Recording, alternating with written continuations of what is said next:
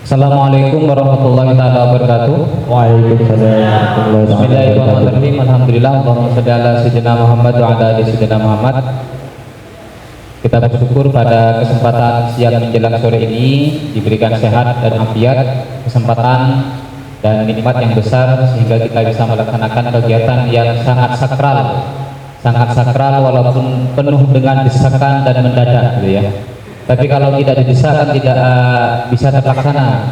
Alhamdulillah, walaupun kita agendakan di hari Kamis kemarin karena masih sibuk ujian, tugas dan lain-lain, harinya bisa terlaksana pada kali ini. Ya memang harus didesak. Kenapa? Karena memang untuk memproklamasikan kemerdekaan Indonesia, Pak Karno itu didesak. Siapa yang mendesak? Siapa yang mendesak Pak Karno untuk memproklamasikan kemerdekaan?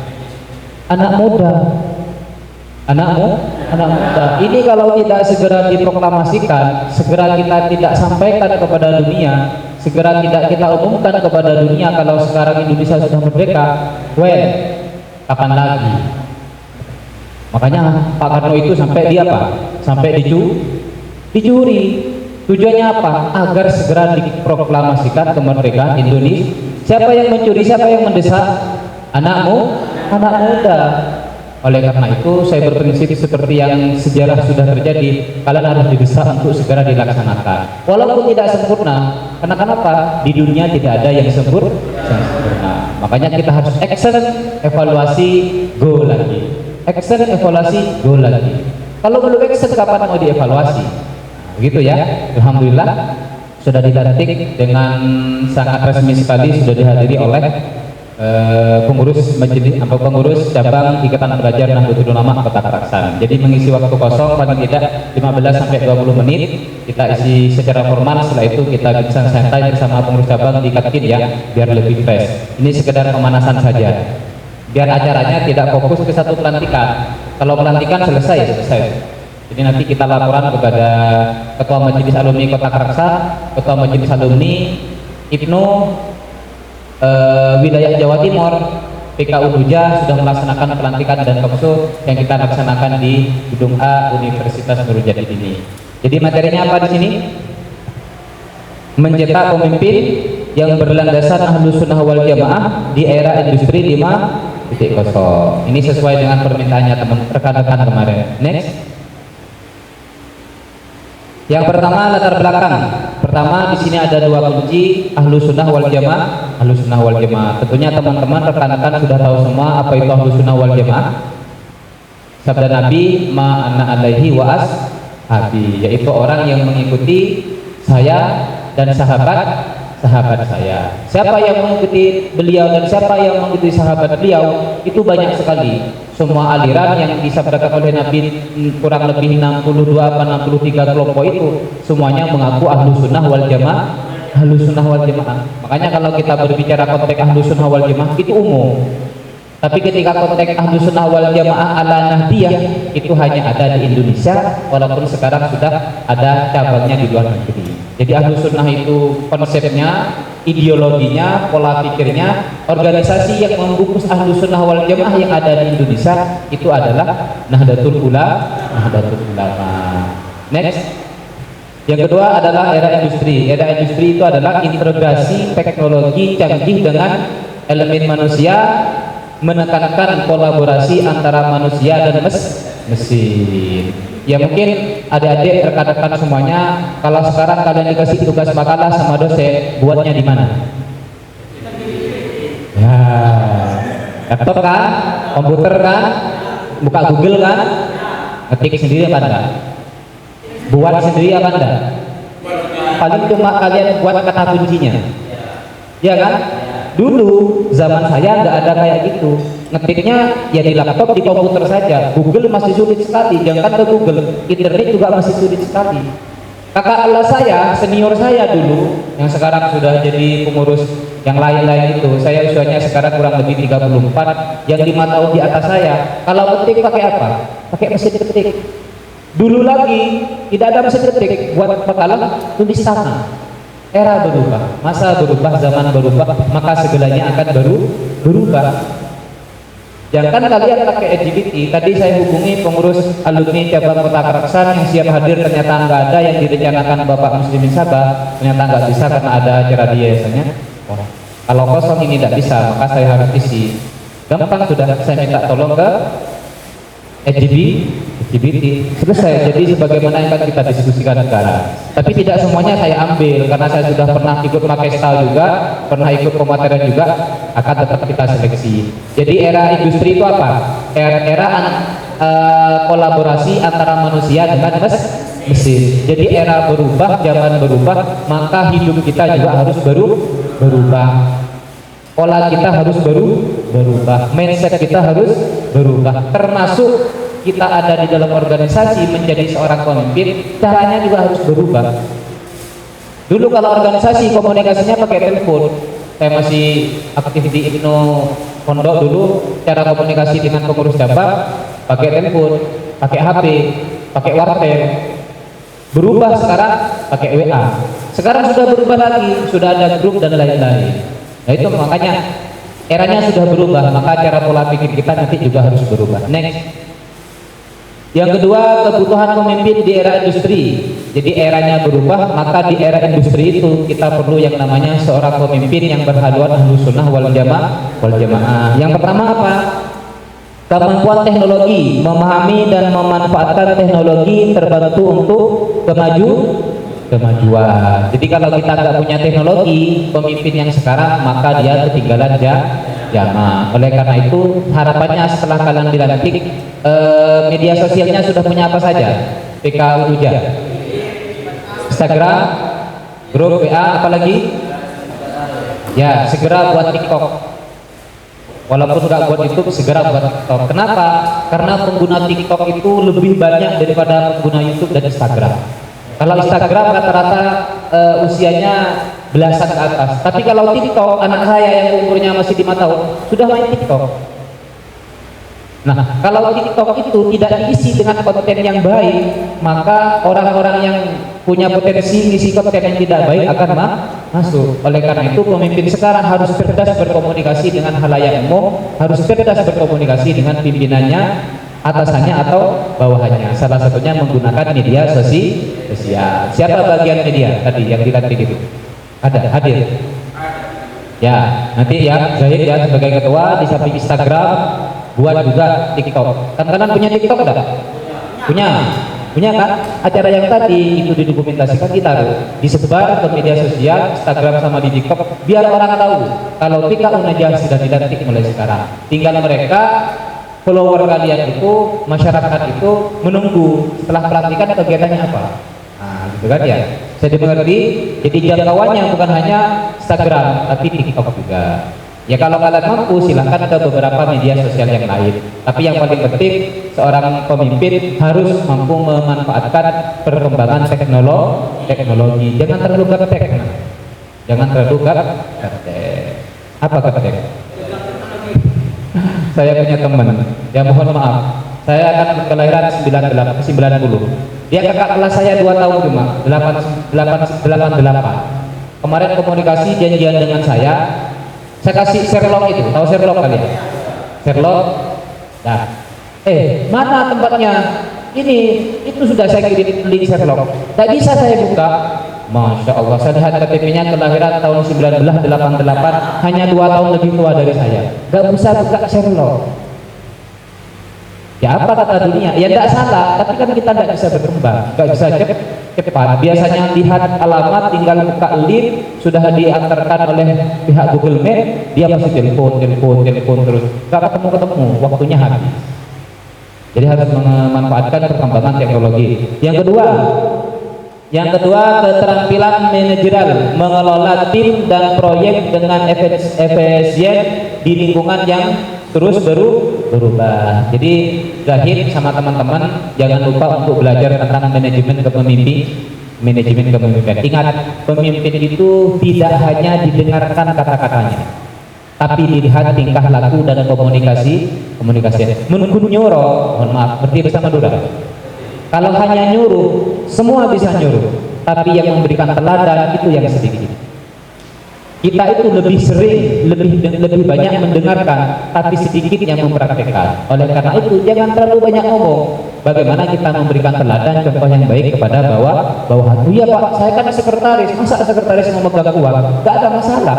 Kenapa? Organisasi ini pengkaderan, bukan organisasi pendidikan yang sifatnya formal. Semuanya sudah terbagi, semuanya dikelola dengan profesional. Pak, saya kan sekretaris, masa saya memegang uang? Tidak ada masalah. Ketua tadi juga harus cari ini, bukan bagian perlengkapan, tidak ada masalah. Tapi kita tetap bagaimana pengelolaan itu tetap profesional. Tapi sulit kalau berbicara di organisasi kayak IPNO, PMII atau apa, untuk profesional sulit. Kecuali sudah di kampus, organisasi besar, di sekolah atau di masyarakat atau di parpol, semuanya sudah tertata dan ada uangnya. Makanya saya yakin kenapa semua rekan tadi yang tidak hadir itu, kenapa? Saya yakin 90% bukan karena kesibukan, bukan karena aktivitas, tapi tidak ada uangnya. Coba diundang acara partai A, mindsetnya sudah di sini 50.000 atau 100.000 atau sesibuk apapun, paksa aktif. Kenapa? Ada uangnya. Dan di sini kita kesadaran. Nah, kalau bentuknya kesadaran, maka seorang pemimpin bagaimana menyentuh anggotanya untuk sadar. Caranya bagaimana? Oleh karena itu pemimpin harus belajar tentang ilmu manajemen kepemimpinan. Walaupun kalian bukan jurusannya manajemen, karena kalian sudah ditakdirkan dipilih oleh Allah untuk menjadi pengurus PKPT Unuja, maka secara otomatis kalian bisa belajar. Tidak harus buka buku, bisa buka di Google, bisa buka di YouTube, bisa buka di TikTok dan lain-lain. Bisa mengerti? Yang ketiga, etika dan integritas, yaitu memimpin dengan prinsip moral yang kuat sesuai ajaran Ahlus Sunnah wal Jamaah. Jadi menyuruh itu kermit-ker aja. Mohon maaf ya, bahasa Indonesianya apa? Kalau kita nyuruh harus mikir dulu, kita itu siapa, yang kita suruh itu siapa. Mohon maaf. Dari saya kemarin saya lihat kitanya Zahid komunikasi dengan teman-teman, ya paling tidak kalian harus berpikir yang ngomong siapa, yang akan mendengarkan omongannya kita itu siapa. Mungkin, mohon maaf, karena saya nyuruh kalian agak nurut. Tapi kalau teman kalian yang nyuruh kalian, mesti mikir itu siapa. Walaupun struktur mungkin ada di atas, oleh karena itu kita berusaha menyetarakan diri. Jangan anggap kita itu ada di atas, jangan menyetarakan diri. Saya komunikasi dengan teman-teman karyawan atau beberapa tenaga kependidikan di sini tidak akan terlalu dihiraukan. Kenapa? Saya siapa di hadapan mereka. Jadi kalau kita ngomong, nyuruh, memerintah, koordinasi, lihat dulu dia siapa, kita siapa. Walaupun secara struktur kita ada di atas. Bisa dimengerti? Saya contohnya sebagai pembina santri patriot. Saya kalau ngomong anak patriot harus diikuti. Kenapa? Mereka pembinaannya saya. Dan diikuti, tidak ada masalah. SKMT tidak saya terbitkan. Tapi kalau saya ngomong kepada anak fakultas kesehatan, dia akan bertanya, Pak Zainul Hasan siapa? Saya siapa? Begitu lah. Nah itu harus dipikir. Seorang pemimpin harus mampu punya kecerdasan ke sana. Bisa dimengerti ya? Next. Strategi mencetak pemimpin berlandasan Ahlus Sunnah wal Jamaah. Setelah kita punya konsep seperti itu, bagaimana kita menjadi seorang pemimpin? Yang pertama harus memiliki pendidikan dan pelatihan, yaitu menyediakan pendidikan berbasis Ahlus Sunnah wal Jamaah yang terintegrasi dengan keterampilan industri. Jadi nanti harapannya saya sebagai pembina dan pembicara pada kesempatan hari ini, Zahid sama teman-teman buat program. Salah satu programnya kalau di PK di pondok itu kebetulan saya juga pembinanya. Saya berharap nanti di sini ada pembina yang lain karena saya sudah menjadi pembina yang di pondok Putra sama Putri, Ibnu sama IPP.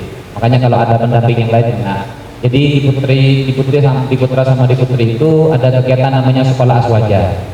Sekolah aswaja itu ya bukan sekolah, tapi kita namakan sekolah aswaja. Itu dilaksanakan paling tidak sebulan sekali. Diskusi sama kayak gini, tapi kita membahas tentang pemimpin, keaswajaan, Ahlus Sunnah wal Jamaah, Nahdiyah dan lain-lain. Kita namakan sekolah aswaja. Nah, kegiatan itu nanti kalian upload, nanti kalian share, nanti kalian beritakan, ditaruh di medianya sosial kalian. Itu jadi syiar. Nah, ini harus kalian lakukan nanti di IPNO.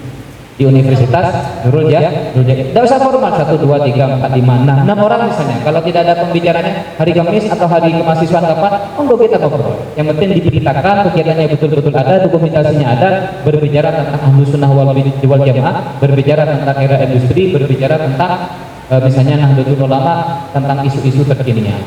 Itu bisa kita katakan kajian, diskusi atau sekolah aswaja. Kenapa? Karena bedanya IPNU dengan organisasi yang lain cuma satu.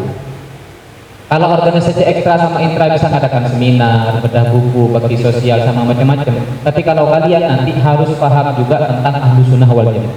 Coba saya nanya, ada yang jadi pengurus BEM? Ada yang jadi pengurus BEM? Tidak ada. Ikut UKM? Ada yang ikut UKM? Fakultas? Tidak ada. PPI? Dulu ada yang jadi pengurus OSIS tidak di sekolah? Nah, kalau OSIS misalnya, pernah nggak kalian ikut kegiatan di OSIS, melaksanakan kegiatan di OSIS, tapi diceritakan ideologi OSIS dan sejarah berdirinya OSIS? Ada nggak? Nggak ada kan? Nggak ada kegiatan, cuma kelas meeting, rapat, penerbitan, nggak ada kan? Tapi ideologi OSIS, sejarahnya OSIS nggak ada. Tapi kalau di IPNU harus ada. Di mana akan dibahas? Sekolah aswaja, di diskusi aswaja, di talkshow aswaja.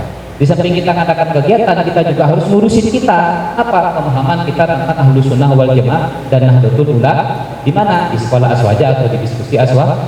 Itu tidak ada. Jadi kalian jangan mikir orang semuanya, jangan mikir kegiatan semuanya, harus mikirkan diri kita sendiri. Apa? Karena kita benteng Ahlus Sunnah wal Jamaah. Syukur-syukur kegiatannya itu diumumkan. Jadi semua orang walaupun bukan pengurus PKPT bisa ikut. Ya, segera itu nanti dicatat. Sudah ada agenda ada kira-kira raker kapan saya? Sudah ada agenda kan? Kalau bisa sebelum libur. Ini kan sudah selesai ujian, masih tinggal perbaikan nilai ya. Bagi yang tidak lulus. Kalau yang sudah lulus kan tinggal nunggu KHS. Itu diagendakan kalau bisa minggu depan sudah raker. Nanti kalau saya enggak kosong bisa ikut juga nimbrung sama teman-teman. Lanjut, yang kedua pengembangan karakter, fokus pada pembentukan karakter yang sesuai dengan prinsip Islam. Mohon maaf teman-teman. Biasanya kalau organisasi itu ada istilahnya hedonisme. Pernah dengar kalian? Organisasi dan hedonisasi. Alhamdulillah kalian, saya pribadi juga ada di pondok pesantren, di universitas, lingkungan pondok pesantren yang Islami. Kalau di luar itu, ya saya tidak cerita, tidak semuanya tidak baik, tidak. Tapi saya bercerita fakta. Dulu waktu saya kuliah, kampus saya itu IAI Nurul Jadid. Tapi kalau saya kuliah, bisa ke Surabaya, bisa ke Malang, bisa ke Jogja. Alhamdulillah 2 kali ke UI. Alhamdulillah 2 kali ke Cirebon. Alhamdulillah 1 kali ke UNJ. Mana UNJ? UNJ mana? UNJ mana? Sini Unuja. Dulu masih IAI. Saya sudah pernah ke UNJ. Mana? Universitas Negeri Jakarta, adanya di Jakarta Timur.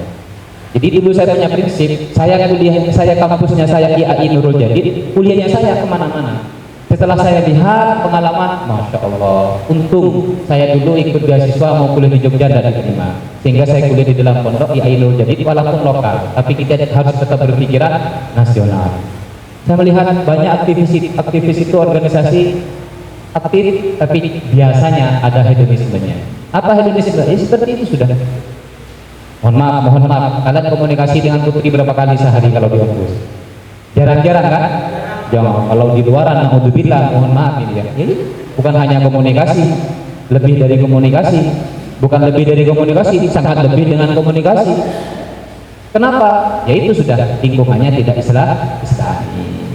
Alhamdulillah sekarang insya Allah kalian semuanya Islami. Tapi di sini kan banyak CCTV kan, bahaya juga ya. Lanjut yang ketiga. Mentoring dan pembimbingan adalah calon pemimpin melalui program mentoring yang menekankan nilai-nilai agama. Nah, setelah kalian aktif di UNUJA, jangan lupa membuka jaringan untuk komunikasi dengan PAJ dan PJ. Alhamdulillah pengalaman saya jadi pengurus PJ IPNU Kota Kerak, saya bisa kemana-kemana juga. Itu dalam rangka apa? Mengkader kita untuk menjadi pemimpin yang berbasis Ahlus Sunnah wal Jamaah. Itu hebatnya IPNU. Jadi sama kayak MPI, ada yang di BK, ada yang di PAC, ada yang di PJ, ada yang di BW. Alhamdulillah sekarang rektor kita yang menjabat sebagai rektor Universitas Nurul Jadid juga menjabat sebagai ketua Majelis Alumni Wilayah Jawa Timur Ikatan Pelajar Agama. Makanya programnya yang baik, komunikasi yang baik, pengurusnya yang solid, urusan program nanti harus suan ke rektor plus siapa? Ketua Majelis Alumni Jawa Timur. Tapi jangan bawa kosongan. Kalian sudah punya planning, punya pekerjaan, punya ide, punya rencana, punya gagasan. Masalah dana, berduimbur. nomor sekian. Malah kalau kalian dikasih dana tidak cerdas kalian. Kasih uang adakan kegiatan nggak cerdas. Tapi kalau nggak ada uangnya masih ada kegiatan, alhamdulillah bisa tidur dia, bisa beli teh pucuk, bisa beli makanan. Dari mana?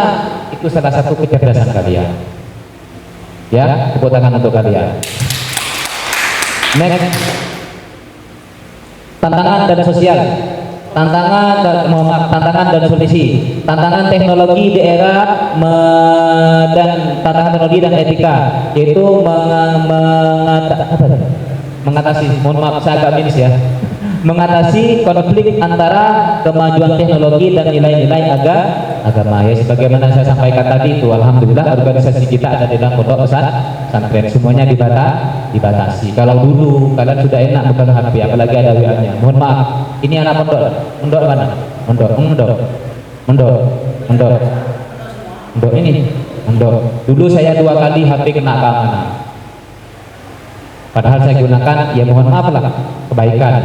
Tapi karena ada aturan, nggak bisa. Itu pun HP tidur, meleset ke Facebook, hingga tak begitu menyesal. Tapi sulit komunikasi ketika ada kegiatan di luar itu. Sekarang mana ada HP kena sama keamanan? Jarang kan ada penggeledahan kan? Berarti sudah ada kebebasan kalian. Tapi gunakan itu untuk kebaikan. HP sudah tidur di kening keamanan. Kita bisa komunikasi, sudah lah. Karena zamannya itu seperti itu. Zaman sekarang, mana anak mahasiswa yang nggak megang HP sekarang? Mana mahasiswa yang nggak punya WA Telegram di web? Kan gitu.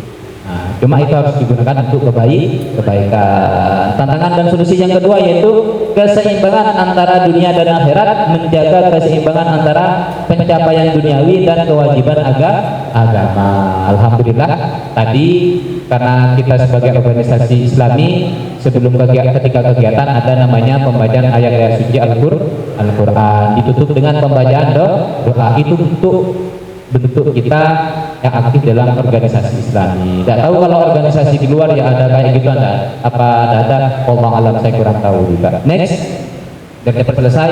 Kesimpulan yang pertama, pentingnya mengintegrasikan prinsip Ahlus Sunnah wal Jamaah dalam kepemimpinan modern. Yang kedua, peran pendidikan dan pelatihan dalam mempersiapkan pemimpin yang mampu menghadapi tantangan era industri 5.0. Coba saya tanya, industri 5.0 itu maksudnya apa tadi?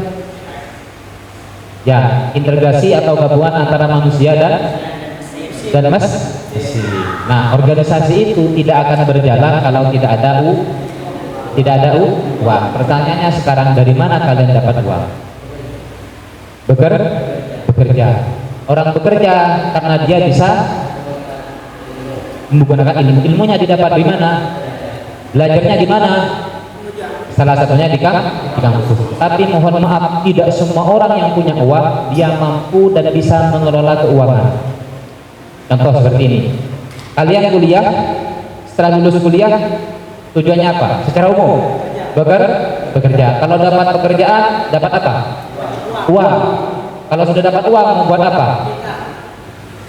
Salah satunya menikah. Setelah menikah, punya keluarga, punya pekerjaan, punya uang, uangnya mau diapain? Lah, makanya itu perlu yang namanya ilmu manajemen keuangan. Mohon maaf, saya baru sadar sekarang.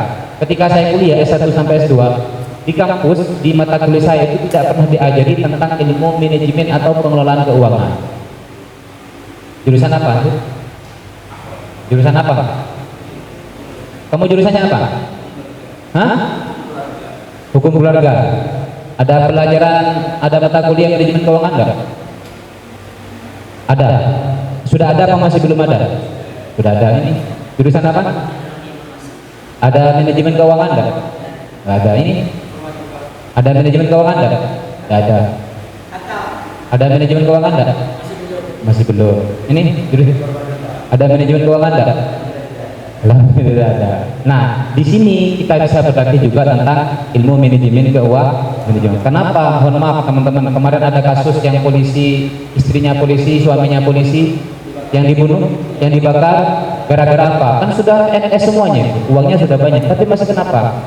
Gara-gara cekcok masalah keuangan di dalam keluarga. Banyak teman-teman saya yang sudah berprofesi, sudah bagus-bagus, suami sama istrinya sudah jabatannya lumayan, gajinya banyak, tapi ada yang broken, ada yang sampai macam-macam lah. Saya melihat secara garis besar ternyata dia punya masalah tentang keuangan. Makanya nanti usulannya saya Zahid sama teman-teman buat juga kegiatan yang berbasis industri atau pelatihan keuangan atau pelatihan wirausaha dan lain-lain. Next, kayaknya sudah selesai. Terima kasih, itu saja diskusi, terlalu banyak waktunya. Mungkin ada pertanyaan? Dianggap cukup ya, karena sebentar lagi kita kumpul di kafe bersama teman-teman pengurus cabang. Semoga pertemuan kita pada kesempatan kali ini bisa bermanfaat dan barokah. Kita tutup dengan pembacaan surat An-Nasr.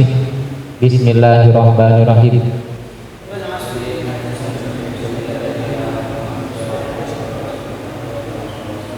Motonya itu hafal enggak? Apa? Moto belajar, berjuang, bertakwa. Hafal apa enggak? Minta hafal yang secara tentu akan. Saya tidak tahu kalian sebelum KPK Indonesia pernah jadi pengurus IPNO apa enggak? Enggak ya, yang tidak pernah berarti tugasnya Zahid pertama kali harus melaksanakan apa Hid? Makesta itu nanti membahas tentang IPNO sama ahlu sunnah itu.